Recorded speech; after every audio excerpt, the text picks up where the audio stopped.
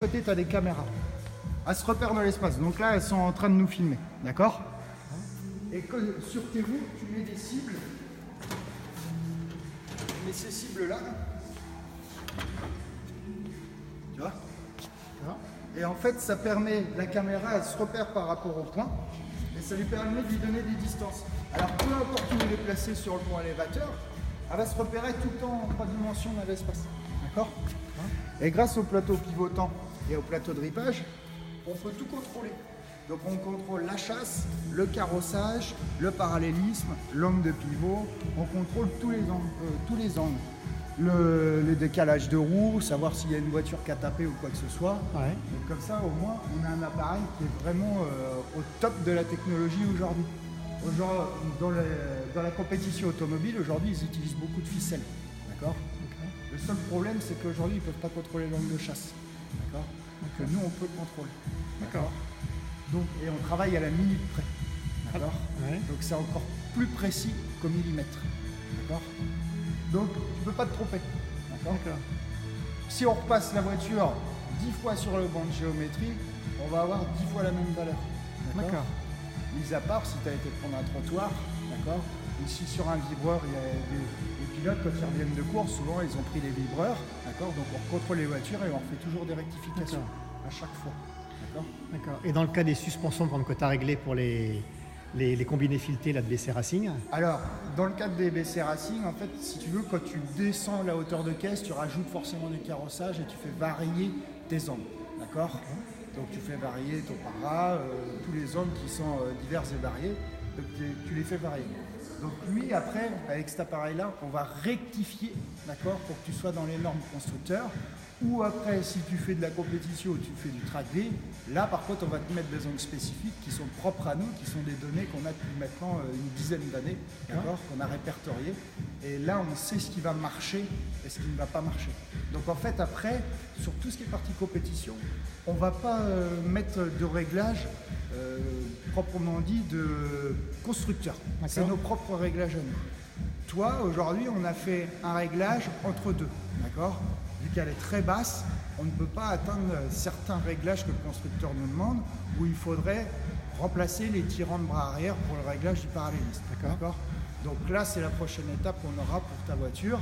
Si tu trouves le comportement un poil trop joueur, là, on viendra changer les bras et là, on rectifiera le parallélisme arrière. C'est pour ça que je l'ai fait 2 fois ta voiture en fait. Ah. La première fois, moi quand j'ai été l'essayer, j'ai trouvé qu'elle n'était pas assez vive de l'avant. D'accord. Et en fait, j'avais pas assez d'ouverture. Okay, donc je l'ai repassé au banc de train parce que du fait d'avoir roulé avec la voiture, elle s'est tassée, d'accord, et les angles ils ont varié un petit peu, d'accord. Donc je l'ai repassé pour être sûr, et là je me suis aperçu que j'avais pas assez d'ouverture, donc je rectifié directement ton ouverture à l'avant, et là maintenant elle est beaucoup plus vive à l'avant qu'elle était. Et une voiture plus vive, ça veut dire quoi? Ça veut dire que tu vas l'inscrire mieux dans les virages, tu vas la mettre mieux là, tu vas la placer mieux où tu veux aller, et si tu veux, elle va pas te faire de surprise. Là où ton regard il va aller, ta voiture elle va aller. D'accord. Tu vas prendre tes mains, hop, et puis tu vas guider la voiture, elle va y aller directement. D'accord. Si ta voiture elle n'est pas assez incisive de l'avant, si tu veux, tu vas forcer toujours sur le vent. D'accord. Et le but c'est pas de forcer. Toi c'est différent, tu as une direction assistée, mais souvent sur les voitures de course ils n'ont pas de direction assistée, donc ils forcent beaucoup. Donc on leur fait des réglages pour qu'ils évitent de forcer trop fort sur le volant, parce que quand c'est une demi-heure, bon, ça va, ils ont quand même un peu de musculature pour pouvoir tenir le volant, mais si c'est de l'endurance, là par contre on est obligé de leur faire des réglages pour éviter qu'ils forcent trop quand même sur les D'accord. Mais après il y a des voitures qui sont équipées quand même de direction assistée. Et quand tu parles d'éventuellement d'évolution de parallélisme sur le véhicule, pourquoi ça serait nécessaire? Pourquoi ça serait nécessaire? Déjà pour toi, parce que toi aujourd'hui tu roules sur la route, d'accord? Donc tu ne vas pas aller chercher une performance extrême, que nous on va aller chercher sur circuit, et tu vas peut-être aller chercher aussi de la fiabilité, et tu vas aller chercher une consommation de pneus moindre, d'accord?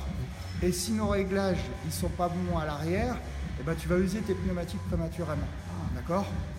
Donc ça ne va pas s'user 10 fois plus que la normale. Mais si tu veux, tu vas avoir une consommation de pneus qui va être 10% plus élevée aujourd'hui, à peu près, d'accord, qu'une consommation normale de pneumatiques. D'accord. C'est sûr que plus tu vas accélérer, plus tu vas user tes pneus. C'est logique. D'accord. Mais si ton réglage arrière ou avant n'est pas bon, et ben forcément, à un moment donné, tes pneus vont se user beaucoup plus vite.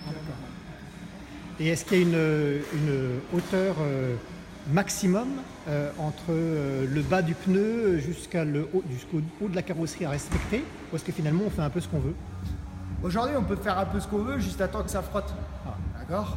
Mais juste à temps que ça frotte, pas sur place, en roulant. D'accord. Donc c'est pour ça qu'on les essaye aussi. Arrive à un moment donné, il faut qu'on est, je vais dire, on n'est pas des magiciens, mais aujourd'hui, quand on rabaisse des voitures, il n'y a pas de données qui te disent tiens, bah, tu la rabaisses de 10 cm, j'ai une bêtise, hein, je grossis le truc, mais il n'y a pas de données qui te disent tu la rabaisses aujourd'hui de 10 cm, tu mets tel réglage et puis tu pars rouler, tu redonnes la voiture au client et il est content. Non, ça n'existe pas ça. Aujourd'hui, quand tu fais des optimisations comme on a fait sur par exemple ta voiture ou d'autres voitures de clients, aujourd'hui on nous envoie les pièces, d'accord, on commande les pièces chez les fabricants et puis après c'est à nous de nous débrouiller, d'accord. Bien sûr qu'il y a toujours une petite base, on la connaît la base, mais on aime bien toujours jouer un peu avec le feu et on aime bien toujours avoir un peu plus qu'on voudrait. Donc on va toujours aller chercher le réglage le plus fin possible et puis on va toujours être à la limite tout en se gardant une marge de sécurité pour pas que la voiture ait de gros défauts, une défaillance ou qu'il y ait un gros problème technique après derrière. Donc là tu as gardé la distance de sécurité qu'il fallait. Bien entendu. Là aujourd'hui, pourquoi qu'on a fait une quinzaine de kilomètres avec la voiture et qu'on a été sur les dodanes et qu'on a testé plusieurs choses dans des petites routes, dans des routes plates, etc. C'est pour être sûr de valider avant de redonner le véhicule au client qu'il n'y ait pas de souci demain avec. Okay. Et les suspensions BC Racing, tu en penses quoi? Bah, j'en pense aujourd'hui que BC Racing, c'est de la bonne qualité aujourd'hui pour les Audi. Il y a plein de constructeurs aujourd'hui d'amortisseurs. Comme KW par exemple. KW, Nitron, Hollins, c'est des constructeurs, ils sont tous différents, mais ils ont à peu près tous la même base. Après, ce qu'on regarde, c'est surtout l'alliage, comment que c'est monté, comment que ça va vieillir. On voit bien que BC Racing aujourd'hui, c'est pas comment dire, pour pas se tromper, c'est pas un amortisseur de bas de gamme, c'est pas un amortisseur pour les enfants, pour jouer, quoi. C'est vraiment un vrai produit de qualité aujourd'hui. Et qui va donner entière satisfaction et qui va durer dans le temps surtout. Ah oui, d'accord. Voilà. C'est pas un amortisseur qui va faire 2 ans et puis au bout de 2 ans, on le change et puis on en met d'autres. Voilà, c'est pas du jetable, c'est du long terme. D'accord, c'est intéressant. Et l'avantage qu'il y a sur les BC Racing, c'est aujourd'hui on peut tout régler. Ah oui. Tout régler. Aussi bien sur le corps que la dureté, on peut tout régler. Et les diamètres d'amortisseurs, ils sont, je dirais pas surdimensionnés, mais ils sont très bien dimensionnés par rapport au véhicule sur lequel on le monte. Qu'est-ce qui fait qu'un produit